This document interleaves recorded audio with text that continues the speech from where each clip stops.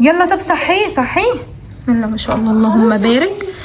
فطار ملوكي بس كله سعرات تودي في داهيه. بيض بالسمنه البلدي، فول بالسمنه البلدي، بطاطس مقليه، طعميه مقليه. ماما يمكن الصحي في الحوار ده كله ايه يا عمر؟ ممكن ماما انا عايزه اقول بطيخ كمان. بطيخ مش بطيح، بطيخ. طيب بطيخ، بيض وفول والطعميه وعيش وبطاطس ولشنون كمان ايه اسمه ده؟ جبنه رومي بطيخ. صباح مسكراته بالقشطاطه. مش عارفه اقول لكم ايه بصراحه، بس يعني يومنا النهارده كده بيبقى يوم لذيذ. اليوم بصراحه اللي بجهز فيه فطار لابو العيال والعيال وكده، انا بحس فيه يا جماعه كده بدفى، بحس ان احنا عملنا حاجه ايجابيه في على مدار اليوم. اشمعنى يا نور؟ لان احنا في الطبيعي يا جماعه يعني انا بفطر الاولاد، وانا في الطبيعي ما بفطرش. ممكن اجهز سندوتشات لابو العيال والكلام ده، لكن انا يعني ايه مش بفطر، ما عنديش وجبه فطار. وعشان اكون صريحه وصادقه، اليوم اللي مش بفطر فيه بعك فيه، يعني تلاقوني نفسي راحت بقى لحاجه كده مسكره، حاجه كده ولا كده. المهم يعني ده مش موضوعنا. خلاص فطرنا والحمد لله، اخدنا طاقه نفوق بقى بكوبايه الفوقان بتاعتنا، واخدت جنبها سناكس كده، وبعدين هنشمر كمامنا الحلوين وهندخل على ايه يا اخواتي؟ هندخل على المواعين. هنروح فين يعني؟ ده مكاننا الطبيعي المطبخ. فقبل ما تكملوا معايا الفيديو، عايزاكم تعملوا ايه؟ تحطوا لايكات كتير وتعملوا شير للفيديو. لو انت جديده اشتركي في القناه وفعلي زرار الجرس عشان يوصلك مني اشعار بكل فيديو جديد ان شاء الله هقدمه معاكي الفتره الجايه. زغروطه يا جماعه، زغروطه هتوصلك من القناه لما تفعلي زرار الجرس. فدلعيني وشهيصيني كده على قد ما تقدري بلايكات كتير ودعوه حلوه من القلب بقى، واعملي معايا الواجب يا اختي. المهم كنت عايزه اقول لكم ان بجد يا جماعه موضوع ان احنا نلبس جلافزات مش مقطعه بتفرق كتير في حوار الاكزيما. يعني لو الجلافز انت مستهلكاه ومخرم وهيسرب لك الصابون لايديكي يبقى ملوش اي 30 لازمه. والواحد بيحاول ان هو يعني يستفاد على قد ما يقدر بان هو يحط برضو مرطبات مع درجه حراره الميه لو هتبقى دافيه ولا حاجه وانت بتغسلي المواعين، يعني جلدك يتشرب الترطيب اسرع، برضو بتفرق كتير. موضوع الاكزيما ده مرمطه صيف شتا، لو ما خدتيش بالك ولا بس اتجرحتي شكرا بقى، تلاقي تعويره جابت تعويره، وتلاقي الحساسيه بدات تنتشر في ايديكي وتبدا تعمل كده فسافيس صغيره، بعدين تكبر ولو هرشت فيها تتعور. بصوا موال كده صيف شتا الواحد مش عارف يرتاح منه، فالله المستعان. المهم واحنا شغالين مع بعض كده، لو انتوا بتحبوا الفقره بتاعت غسيل المواعين دي اكتبولي في التعليقات عشان اتشجع ان انا اصورها معاكم، لان انا في الطبيعي بعمل حاجه اول باول، فمش براكم عليها. الحاجه الوحيده اللي بخاف اكسل عنها تولد في الحوض، يعني دي حركه بتبقى رعباني، اللي هو انا اقول شويه كده هعمل، طب خليهم اخر النهار، طب اخر اليوم، طيب مش مشكله قبل ما انام. بحس لا ما بطيقش اخش المطبخ لو في كوبايه ولا معلقه في الحوض. ربنا يا رب يديمها عليا نعمه. صدقوني يا جماعه والله لو الدنيا كلها متشاله ومتحطه من حواليكي والحوض بالذات نظيف، انت دايما هتحسي بنظافه، مش هتحسي ان انت الدنيا متراكمه عليكي كده وحاسه ان نفسيتك تعبانه. لا، دخلتي المطبخ في اي وقت عايز تعملي حاجه الاولاد ياكلوها او يشربوها، انت عايز تشربي حاجه، هتلاقي دايما الموضوع سهل وخفيف عليكي، ما فيش التقل اللي بيبقى موجود عندنا ده او الكسل عن الحاجه والكلام ده كله يعني. المهم بقى ان انا كنت حابه ارد عليكم في الفيديو ده. في ناس كتير بدات تاني تدور على الفيديوهات اللي كنت متكلمه معاكم يعني فيها كتير. والله صوتي اتبح يا جماعه، صوتي اتنبح من كتر ما اتكلمت معاكم في الموضوع، وبحاول ان انا افيدكم على قد ما اقدر. نزلي يا نور الفيديوهات تاني، والله العظيم انتوا عارفين ان انا يعني ما بستخسرش فيكم معلومه. انتوا عارفين ان من يوم ولادة اولادي بناتي بالذات يعني كان عندنا كده عادة سيئة، عادة مش كويسة خالص، ولله الحمد بفضل ربنا ثم الناس الجميلة اللي قعدت تشجعني، يا نور ما تسكتيش، يا نور هتندمي، يا نور كل الكلام اللي قعدت تقولهولي وحفزتوني ان انا اخد الخطوة دي، وانا ولله الحمد بطلتهم العادة السيئة دي.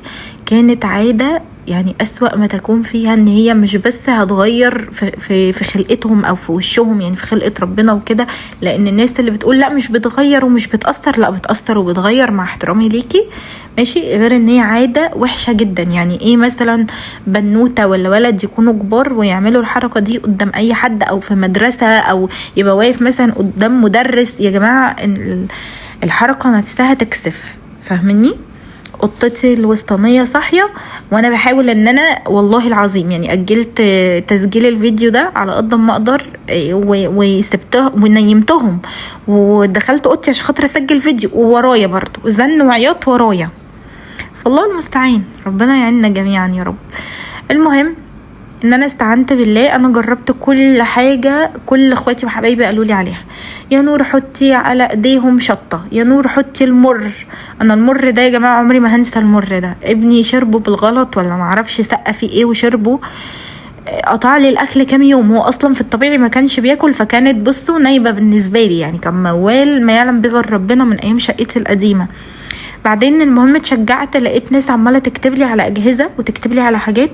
جهاز بيتجاب وبيتلبس في الايد، وكمان اللهم صل على النبي في حاجه زي المانيكير. انا بصراحه ما اكذبش عليكم، يعني ايه، ما اخدتش الخطوه بتاعه المانيكير لسبب ان انا كنت حاسه ان هي مش هتجيب نتيجه معاهم. يعني لقيت الشطه متقبلينها، المر لقيتها متقبلاه، الحاجات دي لقيتها عاديه خالص. انا كل ده مع بنوتي الوسطانيه، انما الصغيره خالص هقول لكم عملت معاها ايه. فقلت لا، انا هتوكل على الله واجيب الجهاز على طول، عشان اللهم صل على النبي. يعني ايه، انا هجرب. جاب نتيجة جاب، ما جابش يعني كان اخر ليفل بالنسبة لي هو ليفل الجهاز، اللي هو انا يعني قلت طب اجيب الاول مانيكير، ما جابش نتيجة اقوم جايبة الجهاز. وفي ناس بتقول بتركبوا كمان جهاز في حلق البق عشان لما يجوا يحطوا صوابعهم في بقهم يشكشكهم او حاجه زي كده فيتضايقوا منه، او ما يحسوش بنفس الاحساس اللي هم بيبقوا متعودين عليه فيبطلوا، مش عارفه. المهم يعني ان انا جبت الجهاز، بيبقى فيه منه لصباع الابهام وفي منه تاني بيبقوا صباعين لازقين في بعض كده. احنا كان مشكلتنا في الصباعين اللي لازقين في بعض دول، والحمد لله استمريت على الجهاز فتره كبيره ما لبستهوش اسبوع ولا شهر، لا كان اكتر من كده. وبيبقى ليها علامات معينه تعرفي بيها اذا كان عيلك بنتك او ابنك جاهزين ان هم خلاص كده تمام، الدنيا تمام وهتوقفي وخلاص هتلاقي الدنيا تمام، ولا هيحصل انتكاسه وترجعي تاني من اول وجديد. لان طبعا لو انت استسهلتي هم يستسهلوا، فانت اللي عليك الرك كله. نفسيا كنت ببقى مش تمام، كنت بقعد اعيط. الاطباع والافعال بتاعتهم نفسها هم كمان اتغيروا. يعني ممكن تلاقي رد فعلهم من الجهاز ان هم يتعفرطوا، يتمرمغوا في الارض، يحدفوا الحاجه يكسروها. فكل ده وارد وطبيعي، لان هم يعني زي كانك بتفطمي عيل من ببرونه او تيتينا مثلا. شوفي بيعمل معاكي ايه، او مثلا من الرضاعه الطبيعيه شوفي بيعمل معاكي ايه، هي زيها كده ويمكن اشد واصعب كمان. فالجهاز كان اسمه نو هيبتا، تقدروا تبحثوا عنه على نون، على جوميا، على امازون. انا كنت جايباه من على امازون من كام سنه، كان ب 500 وكسور، ب 550 تقريبا او حاجه شبه كده، او 580 590 والله مش فاكره بالظبط السعر. هو غالي، غالي دلوقتي اكيد غالي اكتر، بس صدقوني جاب معايا نتيجه من الاخر. انا صبرت عليه، يعني ما حطيتوش اسبوع ولا 2، او ما حطيتوش مثلا بطريقه غلط وارجع اشتكي، لا بيبقى ليه تعليمات معينه تركبي الجهاز بيها في الايد، وما يتخلعش غير وانتي بس بتعقمي الايد وبتغسلي الايد، وبعدين ترجعي تلبسيه تاني. يعني ما فيش حاجة اسمها اصل مضايقهم، اصل بيقعدوا يعيطوا، اصل لا، عضعضوا فيه، عملوا اي حاجة، طبيعي. كل ده بالذات في بداية ما تبدأي التجربة بيكون طبيعي، بعد كده بيتأقلموا عليه وبينسوا بقى الموضوع خالص. ربنا يا رب يعينكم ويقويكم. لو انتي لسه بنوتك صغيرة، يعني انا بدأت مع لولي وهي تقريبا كانت 9 شهور او يمكن اكتر شوية، وبدأت ان انا اتعامل معاها بالهدوم. يعني هدوم الشتوي كانت فترة شتاء بالنسبة لنا نفعتني جدا يا جماعة جدا. اللي هو احنا في الشتاء وكده كده انتي ممكن اصلا تبقي خايفة عليهم من السقعة والكلام ده كله، فكنت بخبلها ايديها في هدومها والله، لدرجة ان انا كنت بجيب البيجامات بتاعتها وكنت بخيط الايد لو هي مش طويلة قوي، ماشي. يعني لو البيجامه مش طويله قوي اللي هي يعني هتغطي الايد وهتعرف تخرج ايديها منها، كنت بخيطها بس في نفس الوقت ما ضايقهاش، يعني ما تنيش عظمها ان هي ما تعرفش تتحرك ولا تعرف تفرد ايديها او تتني ايديها. لا، بتفرد ايديها وتتني ايديها بس من جوه الهدوم، وتتعامل بايديها عادي خالص كانها لابسه جوانتي كده، فاهميني؟ انا برضو بنبه عشان محدش يعمل اي حاجه غلط ياثر بيه الاطفال يا جماعه، عظمهم بيكون طري وممكن لا قدر الله اي حاجه تاثر فيهم. المهم بدات ان انا اعمل الحركه اللي بقول لكم عليها، او تلبسوها بقى الحاجات اللي بتبقى جايه مع البيبات، او شراب. كنت بلبسها شراب وكنت بلزقه لها في هدومها، يعني البسها شراب كده في ايديها والزقه لها في الكم بتاع التيشيرت.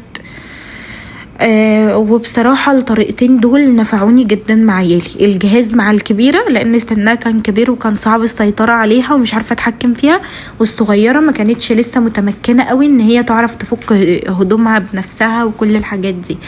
فالحمد لله ربنا اعني ووفقني ولله الحمد، وبطلنا العاده السيئه دي. فكره عاده وحشه جدا. من فتره كده كنا في مكان زي ملاهي يعني، وشفت ولد صغير هو كبير وبيتكلم، ولد كبير بيمشي وبيتكلم وكل حاجة وماشي عمال يرضع في صباعه. فسألته اسمك ايه ومش عارفه ايه، وقعدت اتكلم معاه بقول له في ولد شطور كبير كده يحط ايده في بقه، راح شايل ايدي. قلت له وريني ضوافرك. ضوافره يا جماعه متوسخه جدا، اعزكم الله، مليانه وسخ وحاجات تحت الضوافر مش طبيعيه. انتوا لكم ان تتخيلوا عيل بيلعب بيتنطط بيمسك حاجات من الارض ويوطي ومش عارفه ايه، وضوافره طويله وتحتيها ترسبات كتير من الاتربه والكلام ده، وكل ده وبيحط الجراثيم وكل الحاجات دي في بقه. انتوا متخيلين؟ فانا حمدت ربنا والله، عرفت قد ايه ان احنا كأمهات بنجاهد ان احنا نكون كويسين وان احنا نكون افضل وعيالنا يطلعوا في احسن صورة. ربنا يا رب يعيننا ويقوينا. ده غير ان الناس اللي بتقول لا ما بيأثرش، فك البق يا جماعة، فك البق نفسه بيتغير. انا صوابع بنتي كان باين عليها ان هي مش طبيعية من كتر ما هي بتمص في ايديها. وطبعا انا مش لازم اقول لكم ان كل طفل غير التاني، يعني انا ممكن بناتي مثلا اخدوا معايا شهرين ونص على ما بطلوا العادة دي. ممكن انتي ابنك في اسبوع او في 10 ايام، ممكن في شهر، ممكن اكتر، ممكن اقل. وبعدين بيبقى الجهاز جاي معاه كده زي ورقة بيبقى فيها ستار، فيها نجوم، كل لما يعد بتخليه يحط ستار بايديه على سبيل ان ده يكون حافز ليه ان احنا كده بنعمل حاجة مهمة، وان انت كده بتعمل حاجة كويسة. والله وصدقوني ان شاء الله يعني لما نكبر في السن كده ونعجز ويعرفوا كل الحاجات دي هيشكرونا بعد كده. يعني يقولك ربنا يخليك يا امي، ربنا يبارك في صحتك، والله انت كنت عايزانا فعلا نطلع في احسن صورة. هو ده اللي انا مستنياه. فادعوا لي ربنا يعني يكرمني كده في عيالي ويطرح لي فيهم البركة ويقويني عليهم وعلى اصعب فقرة في حياتنا اللي هي الفقرة اللي انتوا شايفينها دي. عندنا تحابيش يتعشى كده بابا غنوج وفلفل مقلي. بصراحة يعني ده ما كانش معمول مخصوص، لا دي بواقي تلاجة ولمنا الدنيا كده. والاكلة بقى اللي بنعملها كل سنة مرة، بس اكلة اقسم بالله يومي. والعيش بقى، وكان عندي كيس شيبسي حطيته لهم كده جنب الاكل وبس. والله ده كان روتين النهارده. لو بتحبي فيديوهات الروتين هتحطي اللايك وهتدعي لي دعوه حلوه بظهر الغيب ان ربنا يرزقني بالبيت الواسع الفسيح ويقويني يا رب على اولادي. واسيبك في حفظ الله ورعايته واقول لك سلام.